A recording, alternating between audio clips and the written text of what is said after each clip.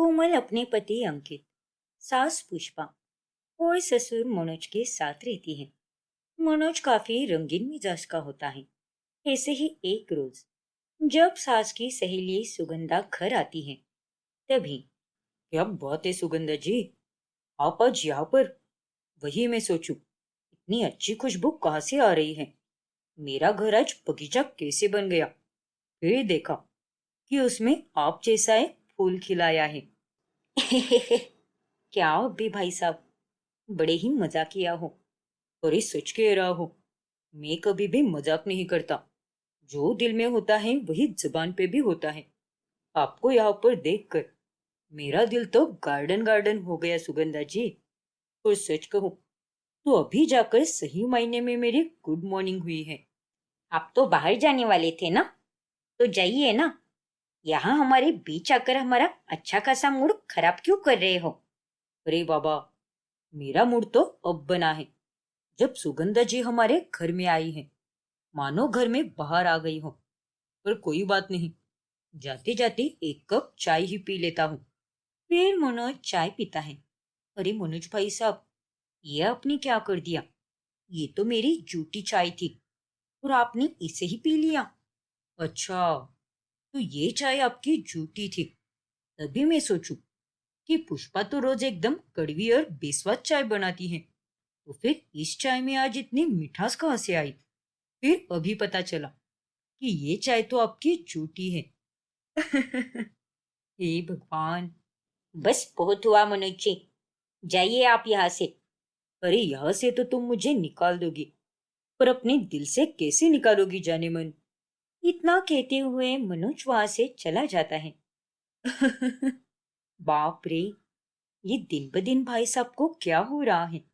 लोग बढ़ती उम्र के साथ साथ बूढ़े होते जाते हैं, लेकिन यहाँ तो तुम्हारा पति बढ़ती उम्र के साथ और भी जवान होते जा रहा है। वो तो अच्छा है कि मैं ही हूँ, वरना अगर यहाँ पर कोई दूसरी औरत होती तो वो तो उनकी चप्पल के साथ अच्छे से आरती करती। मेरे नालायक पति की तरफ से मैं तुमसे माफी मांगती हूँ सुगंधा। उन्होंने तो मुझे परेशान करके रख दिया है। जब देखो तब मस्ती मजाक करते रहते हैं और बस दिन रात सबके साथ इसी तरह से पेश आते हैं। जब से रिटायर हुए हैं तब से दिमाग पे दौरे पड़ गए हैं उनके शायद। ना जाने कब ठीक होंगे ये। क्या तुम भी पुष्पा, पता नहीं उनके नखरे से कैसे झेल लेती हो तुम। मुझे तो कुछ समझ नहीं आता।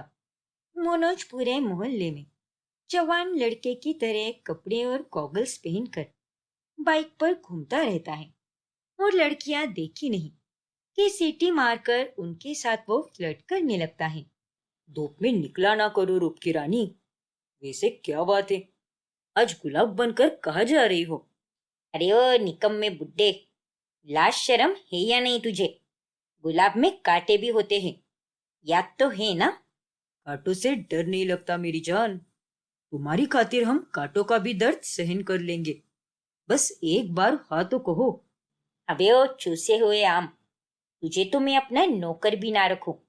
देख, मैं एक विधवा हूँ, लेकिन इसका मतलब ये नहीं कि तू मेरे इर्द गिर्द घूमता फिरता रहे और मेरे साथ इस तरह से फ्लर्ट करता रहे। तेरे परिवार वालों की खातिर मैं चुप हूँ, वरना कब का तुझे नंगा करके मार दिया होता और साथ ही तुझे जेल की सलाखों के पीछे भेज दिया होता।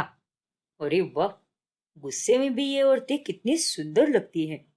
अबे ओ कुत्ते, लगता है तू मानसिक रूप से बीमार है। हाँ, मुझे लवेरिया हो गया है। अरे छोड़ना, इस कोचू से बहस करके कोई फायदा नहीं।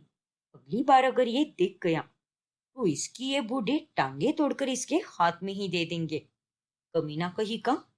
हाय हाय हाय, आपके मुंह से तो गालियां भी एकदम मीठी लगती हैं। अरे रुको तो। वो दोनों औरतें वहां से चली जाती हैं। फिर ऐसे ही एक दिन, देखो बहू, मैं आजकल जिम जाने लगा हूँ। एक हफ्ता भी हो चुका है। तो बताओ, लग रहा हूं ना एकदम सलमान खान की तरह। क्या अब भी पापा जी, हीरो अपनी उम्र के हिसाब से ही अच्छे लगते हैं। अरे बाबा, तुम अपना नजरिया बदल कर तो देखो। एक बार मुझे अपना ससुर नहीं, दोस्त समझकर देखो, फिर देखना मैं तुम्हें कैसा लगूंगा। क्या आप भी पापा जी, कभी तो सीरियस हो जाइए। जब देखो तब ऊटपटांग बातें करते रहते हो। ऐसा नहीं है बहू, तुम्हें लेकर तो मैं बहुत सीरियस हूँ। हे भगवान, वैसे आज ये रंग तुम पर बहुत जच रहा है, मानो ये रंग केवल तुम्हारे लिए ही बना हो। शायद हम पिछले जन्म में एक दूसरे को जानते थे, जब हमारा रिश्ता कुछ और ही था। और इस जन्म में मेरी किस्मत तो फूटी निकली। तुम मेरी बहू और मैं तुम्हारा ससुर बन गया, जबकि मेरी जगह कुछ और ही होनी चाहिए थी।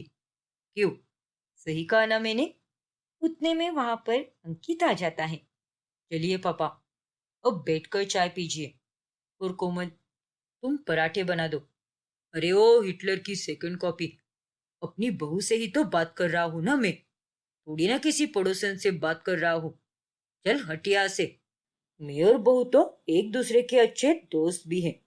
ये दुनिया ने बहू और ससुर का रिश्ता काफी अजीब बना कर रखा है। पता नहीं लोग क्या क्या सोचते रहते हैं। बस पापा, माना कि मैं कुछ भी नहीं कहता, लेकिन इसका मतलब ये नहीं कि आप अपनी फालतू की हरकतें चालू रखो। कोमल बहू है आपकी, मेरी बीवी है वो। अरे थोड़ा तो लिहाज रखिए। लिहाज? पर मैंने तो आज तक केवल प्याज ही सुना था, और प्याज तो रसोई में ही रखा है। तो फिर ये लिहाज क्या होता है? अरे जाने दे बेटा, इस बुड्ढे के मुंह मत लग तू। लगता है सुबह सुबह पीकर आए हैं ये। तू ऑफिस जा, मैं यहाँ पर सब संभालती हूँ। इस तरह से पुष्पा उससे अंकित को शांत कराती है। फिर उसके बाद वो नाश्ता करके ऑफिस चला जाता है। फिर बाद में, अरे माँ जी, आपको पापा जी की ये हरकतें देखकर बुरा नहीं लगता क्या? बहुत बुरा लगता है बेटा, लेकिन मैं अपना दुख किसे जाकर बताऊं? तुझे तो पता ही है कि मैं अनाथ थी। एक होटल में खाना बनाने का काम करती थी। वहीं पर मिली थी तेरे ससुर जी से। शादी के कुछ सालों तक वो बहुत अच्छे थे। उन्होंने मुझे बहुत प्यार दिया, लेकिन अब वो ज्यादा पैसे कमाने लगे हैं और बहुत अमीर भी बन गए हैं। फिर उसके बाद तो वो सारा पैसा औरतों पर उड़ाने लगे। उनके तो कई सारे अफेयर्स भी रह चुके हैं, लेकिन उन्होंने मुझे कभी नहीं छोड़ा। बाप रे, पापा जी तो बहुत ही बड़े खिलाड़ी निकले। और ये सब सुनकर मुझे तो उन पर और भी ज्यादा गुस्सा आ रहा है। पता नहीं आपने सब कुछ कैसे सहन कर लिया। छोड़ ना बेटा, अब तो वो बुढ़े हो गए हैं। सारी अक्ल घुटने में चली गई है उनकी। और अब तो मैं बस तेरे लिए और अंकित के लिए जीती हूँ।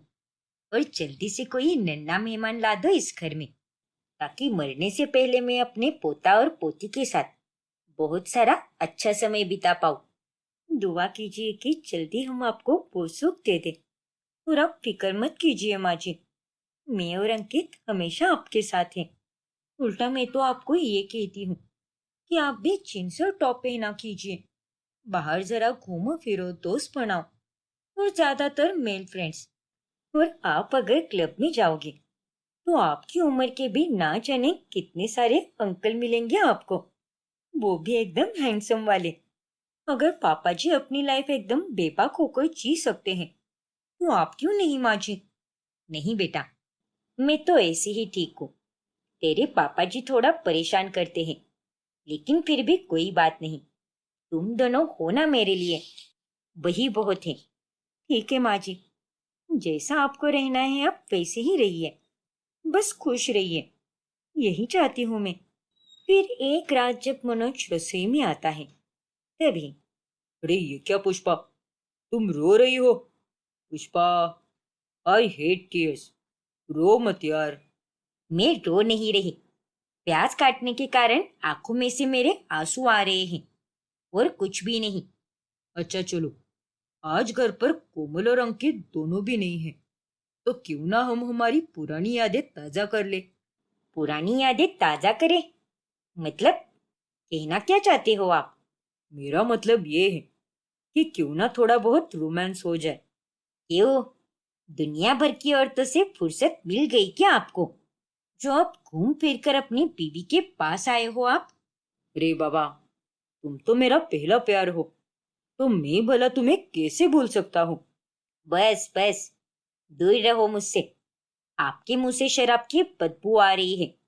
दिन रात बस पीते रहते हो। अरे एक दिन ऐसे ही पी पी कर टपक जाओगे। अरे जाने मन, मुझे तो बस तुम्हारे प्यार में टपकना है, और कहीं नहीं। देखिए, मैं बहुत थक गई हूँ और खाना खाकर अभी मैं सोना चाहती हूँ। ज्यादा बनो मत, हम तो सिर्फ उम्र से ही बूढ़े होते हैं, पर आज भी हम में वही जोश है। चलो ना मेरी जान, पुराने दिनों की बहुत याद आ रही है। उन लम्हों को फिर से जी लेते हैं। चलो। मैंने कहा ना, मुझे नींद आ रही है। तुम्हें तो बहुत तेवर आ चुके हैं। लगता है तुम्हारी सौतन लानी होगी मुझे। अरे जाओ जाओ, दुनिया भर तो मुंह मार ही चुके हो, और अब तो बस घर में सौतन लानी ही बाकी है। तो वो भी ला दो। ना जाने अब और क्या क्या देखना बाकी है। आपने तो मेरा जीना दुश्वार करके रखा है। इतना कहते हुए पुष्पा वहां से चली जाती है। मोहल्ले वाले भी अब मनोज की घटिया हरकतों से बहुत परेशान हो चुके थे। ऐसे ही एक दिन मोहल्ले के आदमी अंकित के पास आते हैं। देखो अंकित, पूरे मोहल्ले को पता है कि तुम्हारी माँ और बीवी तीनों का स्वभाव कितना अच्छा है। कितनी इज्जत वाले लोग हो तुम तीनों। इसीलिए हम सब तुम लोगों की इज्जत के लिए चुप है। लेकिन तुम्हारे पियक्कड़ पिता की जो रंगीन हरकतें हैं, वो तो बंद होने का नाम ही नहीं ले रही। इसलिए उन्हें तुम ही अपनी भाषा में समझा दो। और नहीं तो क्या, मोहल्ले में लड़कियां डर रही है अब। एक बूढ़ा आदमी होकर भी वो अपने से आधी उम्र वाली लड़कियों के साथ फ्लर्ट करता है। समझा दो अपने बाप को, वरना जल्दी खाना खाने की जगह पर जेल की हवा खाते हुए दिखेगा वो। फिर उसे बचाने के लिए कोई भी नहीं आ पाएगा।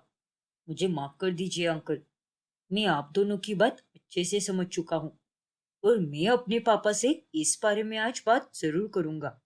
आप दोनों निश्चिंत रहिए। कल से पापा के कारण मोहल्ले में किसी को भी कोई तकलीफ नहीं होगी। ये मेरा वादा है आपसे।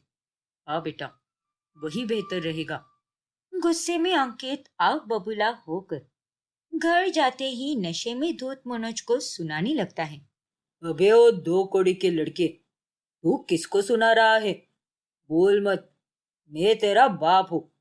अरे तुझे मैंने ही पैदा किया है, और तू एक ही उल्टा मुझे ही सुना रहा है। सॉरी पापा, आप रिश्ते में भले ही मेरे पिता ही क्यों ना हो, लेकिन आप जिस तरह की हरकतें कर रहे हो ना, मैं उन सब के सरासर खिलाफ हूँ। और मुझे सामने से लोग आकर आपकी शिकायत कर रहे हैं। अब आप ही सोचिए, अगर ऐसी हरकतें कोई नौजवान करता तब भी मैं समझ पाता, लेकिन आप जैसा अधेड़ उम्र का आदमी ये सब कर रहा है, और ये सब देखकर मुझे बहुत अजीब लगता है। अरे लोग आपके बारे में क्या क्या बोल रहे हैं कि इतना बुढ़ा होकर भी आप ठरकी हो गए हो। अरे बुढ़ा होगा तो मैं तो तुझसे भी ज्यादा जवान और हैंडसम हूँ। और तेल लेने गए वो सारे लोग, उन्हें जितनी शिकायतें करनी है करने दो, पर मैं अपनी मौज मस्ती बंद नहीं करूंगा। अपने गुस्से पर कंट्रोल करो अंकित। जब पापा जी होश में रहेंगे तब तुम उनसे बात करना, क्योंकि अभी तो वो एकदम पीकर टल्ले हो चुके हैं। उन्हें तो कोई बात समझ भी नहीं आ रही होगी। पर कोमल, पापा तो चौबीसों घंटे पिए हुए ही रहते हैं। फिर मैं उनसे बात कब करूं? मोहल्ले में मैं लोगों को बोल चुका हूँ कि कल से ये सब नहीं होगा, और वो लोग तो सिर्फ हमारी खातिर ही चुप है। और सबके सबर का बांध कब का टूट चुका है। जो होना है होने दो अंकित। जब पापा जी खुद लोगों की मार खाएंगे और जेल जाकर चक्की पीसेंगे, तभी उनकी सारी अकल ठिकाने पर आएगी। फिर उसके बाद करीबन एक महीने के लिए मनोज गांव चला जाता है, और तभी सब सुकून से रहने लगते हैं। लेकिन जब वो वहां से लौट कर आता है, तभी उसके साथ उसकी दूसरी बीवी भी होती है। ये सब क्या है पापा जी? ये लड़की कौन है? और ये लड़की तो मेरी ही उम्र की लग रही है। हाँ बेटा, ये तुम्हारी दूसरी सास है। क्या? पापा, ये सब क्या चल रहा है? अरे ये तो तेरे लिए सरप्राइज है बेटा। क्यों पुष्पा, अपनी नई सौतन का स्वागत नहीं करोगी क्या? क्या? नहीं, ऐसा नहीं हो सकता। अरे जो होना था वो तो अब हो चुका है जाने मन। कहा था ना मैंने तुमसे कि मैं तुम्हारे लिए सौतन लाऊंगा। अब देखो, सच में ला दी मैंने सौतन। ये देखकर सभी घर वाले चौंक जाते हैं। अब आगे क्या होगा जानने के लिए हमारा अगला भाग देखना ना भूलें। और अगर आपने हमारा चैनल सब्सक्राइब नहीं किया है तो अभी सब्सक्राइब कीजिए और बेल आइकॉन दबाना ना भूलें। अहाना अपनी सौतेली माँ दीपिका, सौतेली बहन कीर्ति, पिता अनुपम और दादाजी के साथ रहती है। एक रोज, ये देखो माँ, मुझे कितने अच्छे मार्क्स मिले हैं। पूरे 85% के साथ पास हुई हूँ मैं। देखो ना पापा। अरे वाह, कांग्रेट्स कीर्ति बेटा। कांग्रेट्स बेटा, ऐसी ही तरक्की करती रहे। और अहाना बेटा, तुम्हारा क्या रिजल्ट है? कितने परसेंट मिले हैं तुम्हें? क्यों, आपको क्या करना है उससे? और आप होती कौन हो मुझसे ये सवाल पूछने वाली? अहाना, ये क्या तरीका है अपने माँ से बात करने का? दीपिका ने तुमसे कितने प्यार से पूछा है। ये और मेरी माँ? कैसी माँ पापा? ये मेरी माँ ना ही कभी थी और ना ही कभी बन सकती है। इसीलिए प्लीज ये सब नाटक मेरे सामने मत कीजिए। अहाना, तुम्हारी सगी माँ मर चुकी है और इसीलिए अब यही तुम्हारी माँ है। सच्चाई को स्वीकारो अहाना। ये दीपिका तुम्हें कितने दिल से प्यार करती है और तुम हो कि उसके साथ बुरी तरह से पेश आती हो। ओ प्लीज पापा, ये कोई बेचारी बेचारी नहीं है। बस अच्छा बनने का ढोंग करती है आपके सामने। और एक सौतीली माँ सगी माँ की जगह कभी नहीं ले सकती। इतना कहकर आहना अपने कमरे में चली जाती है। रुक जाओ आहना। रहने दीजिए अनुपम जी। वो जो कुछ भी कह रही है वो बस गुस्से में कह रही है, इसीलिए आप उसकी बातों पर ध्यान मत दीजिए। सॉरी दीपिका, हर बार आहना तुम्हारा तिरस्कार करती है और मैं जानता हूँ तुम दिखाती नहीं, लेकिन तुम्हें अंदर ही अंदर बहुत दुख होता है। नहीं अनुपम जी, माँ अपने बच्चों से कभी नाराज नहीं होती। वो भले ही गुस्सा करती हो, लेकिन मैं जानती हूँ उसके दिल में भी कहीं ना कहीं मेरी जगह जरूर होगी। और वो एक दिन जरूर आएगा जब वो मुझे अपनी माँ के रूप में अपना लेगी। अरे ये सब छोड़ो माँ, उसमें तो बहुत एटीट्यूड भरा पड़ा है। उसे वैसे भी बहुत कम परसेंटेज मिले हैं और मुझे बहुत ज्यादा मिले हैं, इसीलिए वो मुझसे चल रही होगी। एक काम करो, आप ना मेरे लिए मेरी फेवरेट खीर पूरी बना दो, क्योंकि वो खाने का आज मेरा बड़ा मन कर रहा है। फिर अगले दिन, ये लो आहाना, तुम्हारे लिए मैं मंदिर से प्रसाद लेकर आया हूँ। प्लीज दादाजी, मुझे अकेला छोड़ दीजिए, क्योंकि मेरा इस वक्त किसी से भी बात करने का मूड बिल्कुल भी नहीं है। और ये प्रसाद आप लेकर जाइए। नहीं चाहिए मुझे ऐसे भगवान का प्रसाद जिन्होंने मुझसे मेरी माँ को छीन लिया। नहीं बेटा, ऐसा नहीं कहते। भगवान कभी किसी को किसी से नहीं छीनता। अरे ये सब तो नीति में लिखा होता है। और बेटा, हर समय तो इतना गुस्से में क्यों रहती है? कभी अपनी आंखों पर चढ़ा हुआ ये गुस्से का चश्मा हटाकर देख, फिर तुझे सब कुछ साफ दिखाई देगा। नहीं दादाजी, यहाँ पर मेरा कोई अपना नहीं है। माँ के जाने के बाद पापा ने फौरन दूसरी शादी कर ली और तो और कीर्ति भी पैदा हो गई।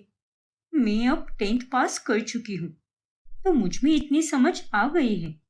सब समझती हूँ मैं कि इस चुड़ैल दीपिका ने ही मेरी हंसती खेलती फैमिली को बर्बाद किया है। वो तो बस राह देख रही थी कि कब मेरी माँ मरे और वो इस घर में अपनी जगह बनाए। वो भी वैसी और उनकी बेटी कीर्ति भी वैसी। ऐसा नहीं है बेटा, वो दोनों भी तुम्हारे अपने ही हैं। कीर्ति तुझसे 5 साल छोटी है, इसीलिए तू उसके साथ इस तरह से पेश मत आ। और दीपिका भले ही तेरी सौतेली माँ है, लेकिन वो तुझसे बहुत प्यार करती है। नहीं दादाजी, मुझे ऐसा झूठा प्यार बिल्कुल नहीं चाहिए। माँ के जाने के बाद सब बदल गए। और आप तो घर के बड़े थे, तो ये सब होने से आपने क्यों नहीं रोका?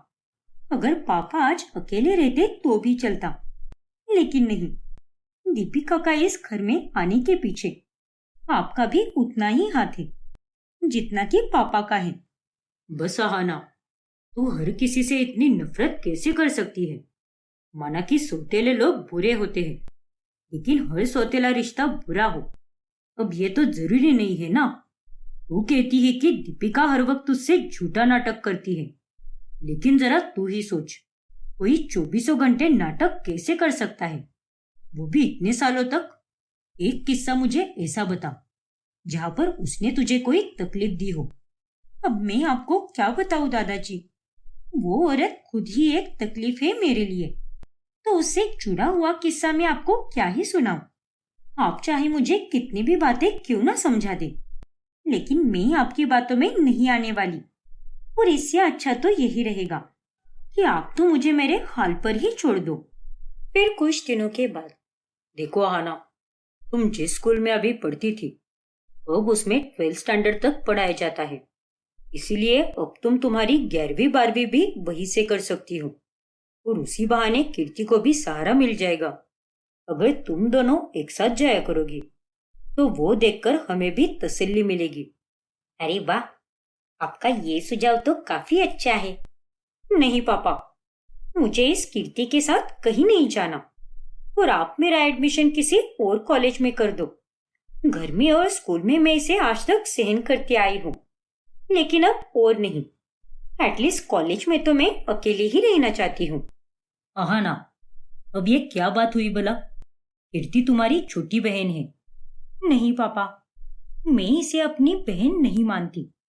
बहन तो क्या, हम दोनों तो अच्छे दोस्त भी नहीं बन सकते, क्योंकि ये भी अपनी माँ की तरह ही है, एकदम बुरी। आहाना, गुस्से में अनुपम आहाना को थप्पड़ मारता है। आपने मुझे थप्पड़ मारा पापा, वो भी इन दोनों की वजह से। अब ये दोनों आपके ज्यादा सगे हो गए हैं क्या? जी आप ये क्या कर रहे हैं? जरा शांत हो जाइए। चुप रहो दीपिका, आज इस लड़की ने सारी हदें पार कर दी है। हर बार ये तुम दोनों के बारे में अनाप शनाप बकती रहती है, और मैं सब कुछ सुनकर भी लेता हूँ, लेकिन अब नहीं, बस बहुत हो गया इसका। लेकिन नहीं दीपिका, बस बहुत हुआ। और तू आहाना, तुझे मैं दूसरी क्या, मैं तो अब तुझे किसी भी कॉलेज ही नहीं भेजूंगा, क्योंकि तू अब सीधे हॉस्टल जाएगी, क्योंकि वही जाकर ही सुधरेगी तू।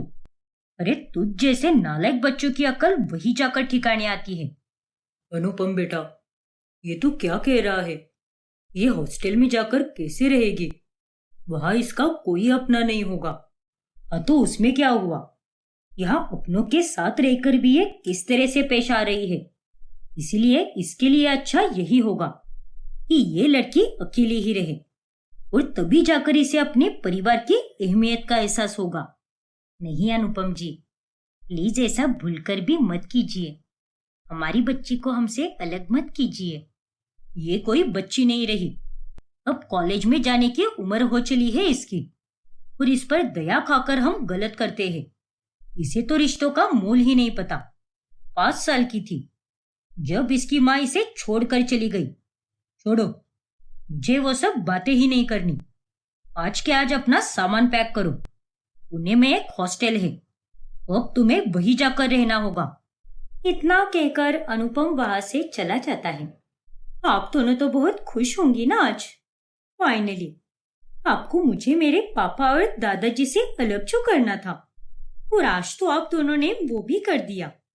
बस करो आहाना, मेरी माँ ने कुछ भी नहीं किया है, और ये जो कुछ भी हो रहा है ये सब तुम्हारी ही हरकतों के कारण हो रहा है। जस्ट शट अप कीर्ति, छोटी हो तो छोटी बनकर ही रहो, ज्यादा मुंह चलाने की कोई जरूरत नहीं है। इडियट कही की।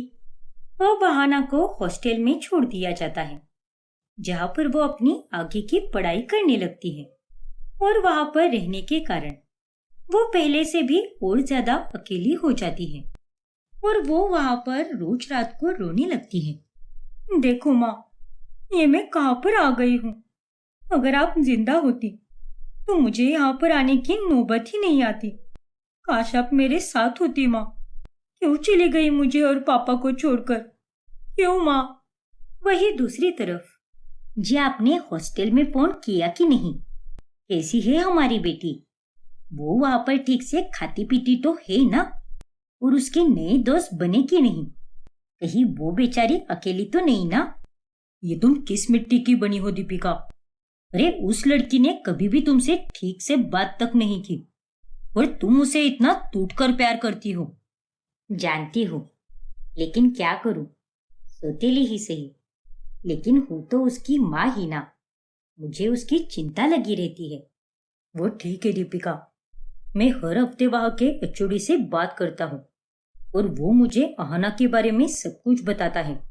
इसीलिए तुम बेफिक्र रहो। भगवान का लाख लाख शुक्र है, मुझे उसकी बहुत याद आती है।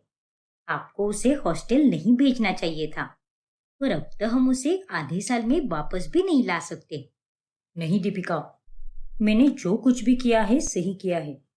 जब वो लड़की हम सबसे अलग रहेगी तभी जाके उसे हमारा मोल समझेगा, नहीं तो वो यहाँ पर रहकर तुम्हारे साथ बस झगड़े ही करती रहती।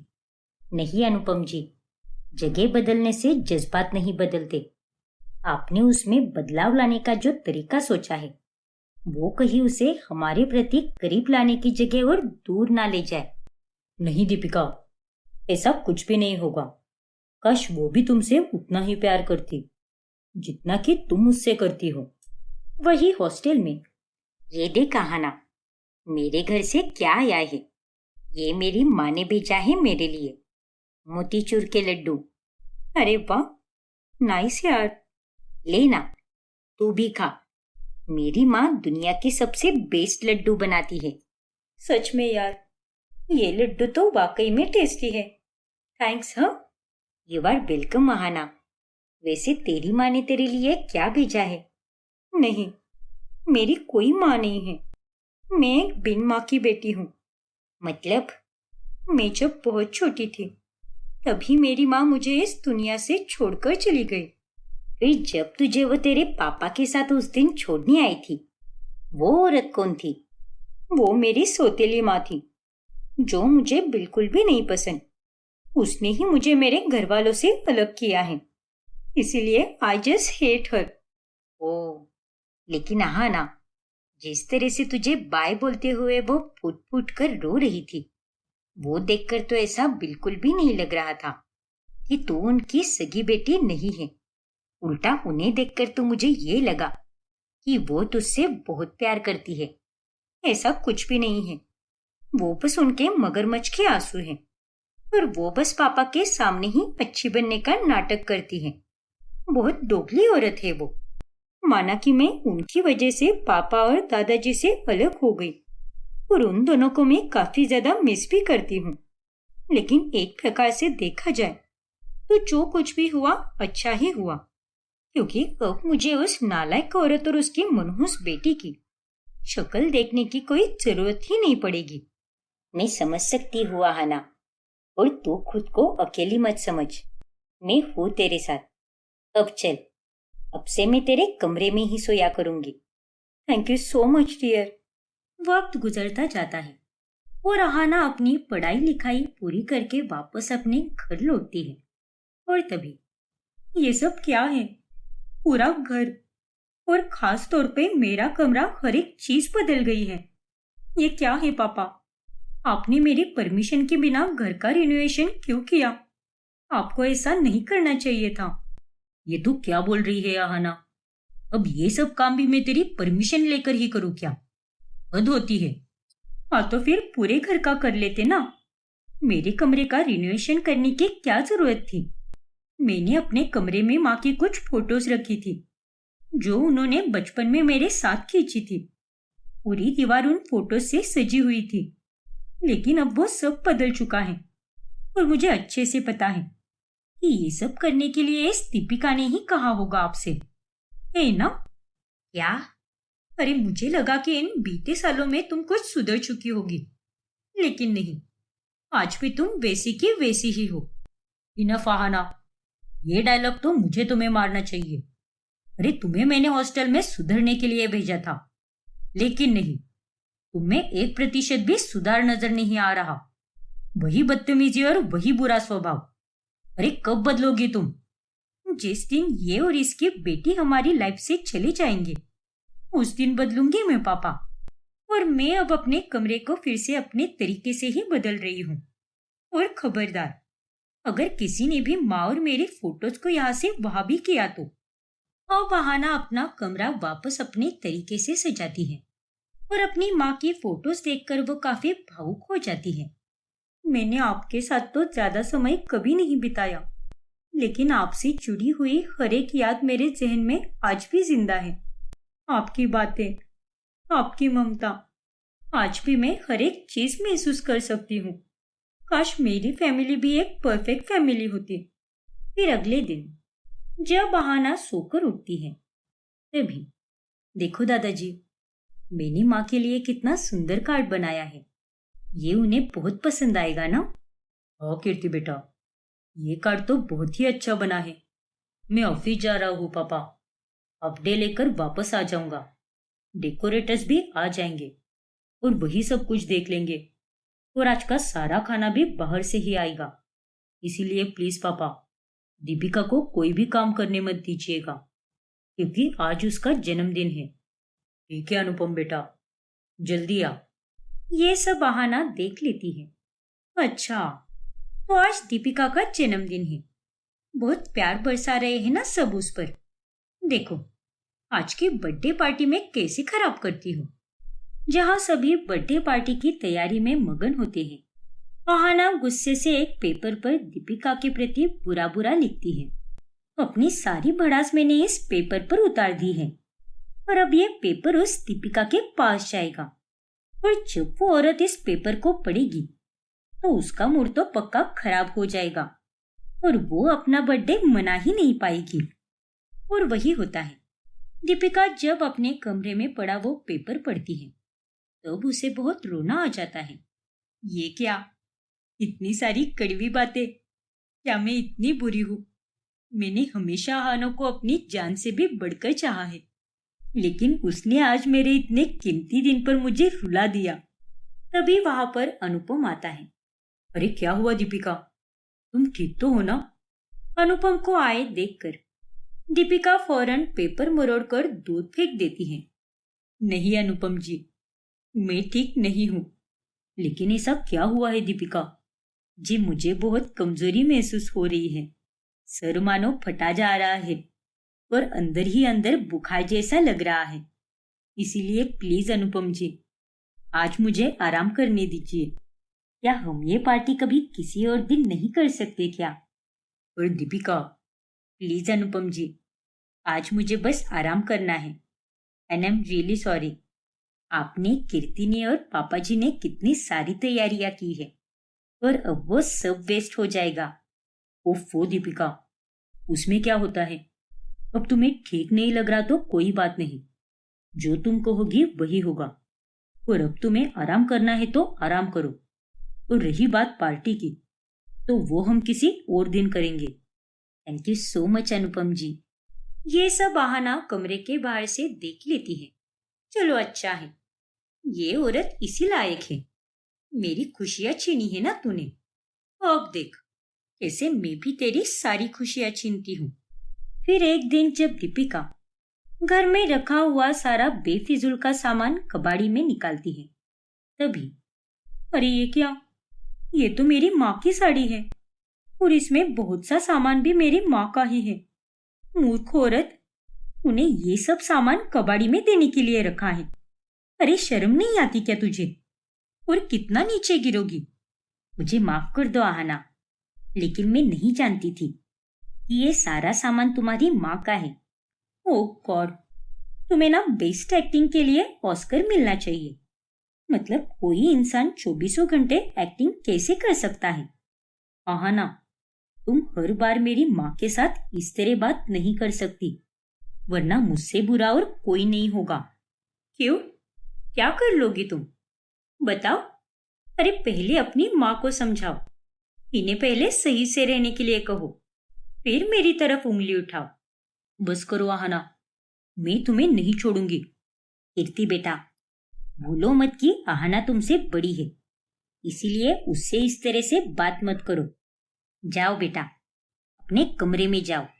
लेकिन माँ, मैंने कहा ना जाओ। ठीक है माँ। और आहाना बेटा, मेरा यकीन करो, मैंने ये सारा सामान एक साथ कबाड़ी वाले को देने के लिए निकाला है। लेकिन अगर मुझे पता होता कि इसमें से कुछ सामान तुम्हारी माँ का है, तो मैं इसे कबाड़ी वाले को कभी नहीं देती। जानबूझकर करके भी आप झूठ बोल रही हो। ना जाने कहाँ जाकर पाप धोओगे तुम अपने। उतने में वहां पर दादाजी आते हैं। बस आहाना, अगर कोई तुम्हारी बदतमीजी सहन करके ले रहा है, इसका मतलब ये नहीं है कि तुम उस व्यक्ति का फायदा उठाओ। अरे जब बहू कह रही है कि उसने ये सामान जानबूझकर नहीं निकाला है, तो तुम उस पर विश्वास क्यों नहीं कर रही? देखिए दादाजी, यहाँ पर अगर इसकी जगह पर और कोई होता तो मैं उस पर विश्वास कर भी लेती। लेकिन ये काम इस औरत ने किया है, और इनके द्वारा की गई गलती को अगर भगवान खुद भी आकर कहेंगे ना कि वो गलती इसने नहीं की है, तब भी मैं उस पर भरोसा नहीं करूंगी। चुप, एकदम चुप। बहुत बोल गई तुम। अगर दोबारा उल्टा बोली तो तेरी खैर नहीं। और हाँ, दीपिका तुम्हारी माँ की उम्र की है, तो इसे तुम नहीं, आप कहकर पुकारो। बेशरम कही की। लो, अब यही देखना बाकी रह गया था मेरा। मेरे दादाजी जो मुझसे इतना प्यार करते थे, वो भी तुम्हारे कारण अब मुझे डांटने लगे हैं। अरे कोई इंसान इतना बुरा कैसे हो सकता है? इतना कहकर आहाना अपने कमरे में चली जाती है। ये सब क्या है दीपिका बहू? तू इसकी हर एक बात चुपचाप क्यों सुनकर लेती है? अरे तू तो इसे अपनी बेटी मानती है ना? तो एक माँ अगर प्यार दुलार दे सकती है, तो वो समय आने पर अपने बच्चों को डांट भी सकती है। लेकिन तूने तो इसे बदतमीजी से पेश आने का लाइसेंस दे रखा है। वो सब मुझसे नहीं हो पाता पापा जी। एक वक्त पर तो मैं कीर्ति को डांट भी लूंगी, लेकिन मैं आहाना को नहीं डांट सकती। वो तो पहले ही मुझसे कितनी नफरत करती है। मेरे जीवन की शुरुआत से मुझे आहाना का बस दिल जीतना था, लेकिन वो मैं आज तक नहीं जीत पाई। पता नहीं मेरी तरफ से ऐसी क्या कमी रह गई। तेरी तरफ से कोई कमी नहीं रही। उल्टा तूने तो हमेशा उसे अपनी सगी माँ से भी बढ़कर चाहा है, लेकिन वो ही तेरे प्यार को समझ नहीं पाई। ऐसे ही दिन गुजरते जाते हैं और अब आहाना जॉब करने लगती है। फिर एक रोज, अरे आहाना बेटा, मैंने तुम्हारी पसंद की आलू गोभी की सब्जी बनाई है, तो पेट भर खाना। और हाँ, मीठे में मैंने सेवैया की खीर भी बनाई है। अरे ये सब नाटक करने की क्या जरूरत है आपको?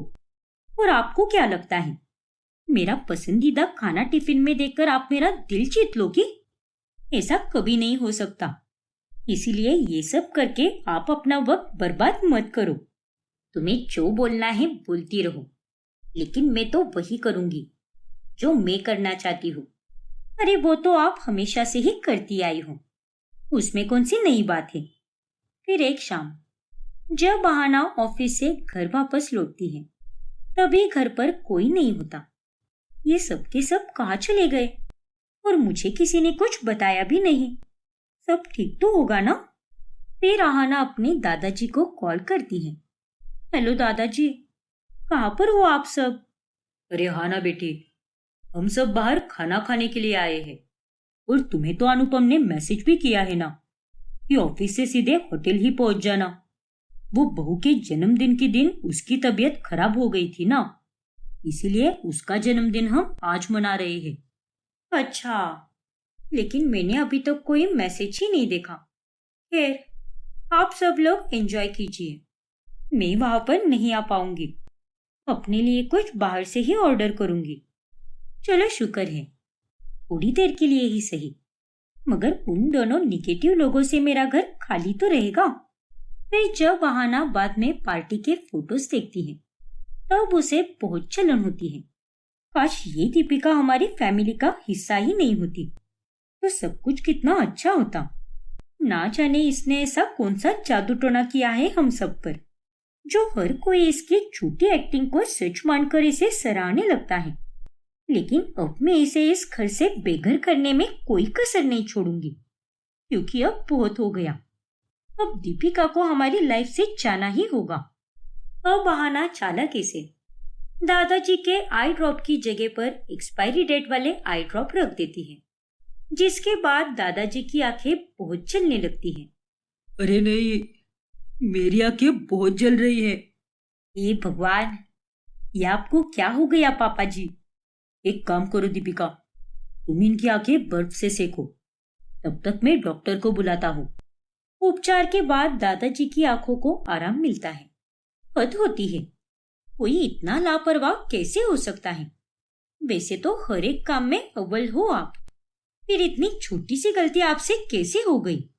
हाँ दीपिका, पापा के ड्रॉप्स तो तुम ही लाती हो ना, तो तुम्हें पहले चेक करना चाहिए था।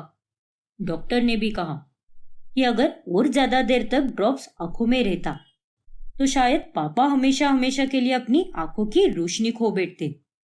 लेकिन अनुपम जी, मैंने कुछ 12 से 15 दिन पहले ही तो ये नया ड्रॉप लाया था, फिर ये इतनी जल्दी एक्सपायर कैसे हो सकता है? मुझे भी कुछ समझ नहीं आ रहा। लो, शुरू हो गई इनकी नौटंकी, और ये देखकर तो मेरा सर दर्द करने लगा है।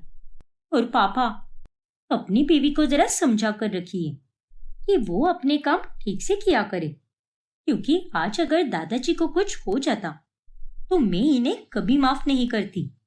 चुप बैठो आहाना, मैं बात कर रहा हूँ, तो तुम्हें बीच में बोलने की कोई जरूरत नहीं है। जाओ अपने कमरे में। अनुपम भी दीपिका से नाराज हो जाता है और बेचारी दीपिका हैरान होकर सब कुछ देखती रह जाती है। ये तो बस शुरुआत है दीपिका, लेकिन आगे आगे देखो कि तुम्हारे साथ क्या क्या होता है।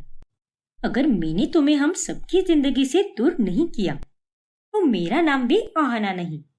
फिर एक दिन अचानक से आहाना और दीपिका की तबीयत खराब हो जाती है, लेकिन दीपिका की तबीयत खराब होने के बावजूद भी वो आहाना के लिए रात भर जगी रहती है। आहाना बेटी, मेरे वास्ते ना सही, लेकिन अपने पापा के वास्ते तो ये दूध पी ले।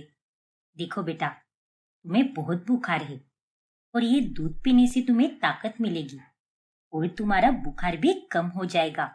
पापा का दिलासा मत दीजिए मुझे और चली जाइए यहाँ से।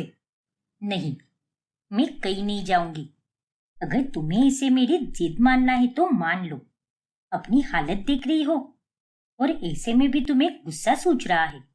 अब चुपचाप ये दूध पी लो, फिर दवाइयां भी खानी है तुम्हें। दीपिका अब एक माँ की तरह आहाना को डांट कर दूध पिलाती है। फिर आधी रात को जब आहाना की आँख खुलती है तभी, अरे ये क्या, ये तो फर्श पर ही सो गई और इन्हें भी बुखार है। कहीं फर्श पर सोकर इनका बुखार और ना बढ़ जाए। फिर आहाना दीपिका के ऊपर कंबल उड़ा देती है और तभी दीपिका की आँख खुल जाती है और आहाना का ये रूप देखकर दीपिका भावुक हो जाती है। मैं जानती हूँ आहाना कि तुम में भी दिल है और तुम्हें मुझसे नहीं बल्कि सौतेली शब्द से नफरत है, क्योंकि तुमने वैसा ही नजरिया बना के रखा है अपने दिमाग में। मैं तो पहले भी यही कहती थी और अब भी मैं यही कहूंगी कि एक दिन वो जरूर आएगा जब तुम मुझे अपने सच्चे दिल से अपनाओगी। ऐसे ही एक रोज। दीपिका, कल सुबह मुझे जल्दी उठा देना। कल इतने सालों बाद बहुत बड़ी मीटिंग है हमारी, और अगर ये डील क्रैक हो गई तो पूरी टीम की मेहनत कामयाब हो जाएगी। ठीक है अनुपम जी, मैं कल आपको जल्दी उठा दूंगी और आप चिंता मत कीजिए। कल की आपकी मीटिंग अच्छी ही होगी और आपकी ये डील भी क्रैक हो जाएगी, देखना आप। हाँ पापा, माँ आपको वो दही शक्कर खिलाएगी और फिर आपका दिन भी एकदम मस्त जाएगा। उन तीनों की ये बातें आहाना सुन लेती है।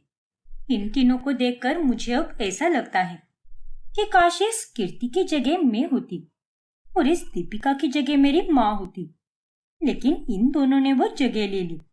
लेकिन कोई बात नहीं, बस कुछ दिन और, क्योंकि कल मैं अपनी अगली चाल चलूंगी।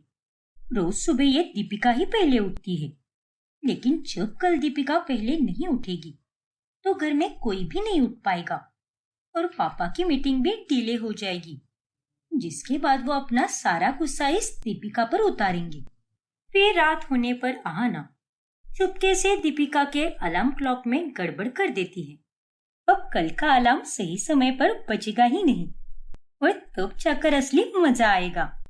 लेकिन अगली सुबह जब आहाना सोकर उठती है तो सबको जगे हुए देखकर वो हैरान रह जाती है।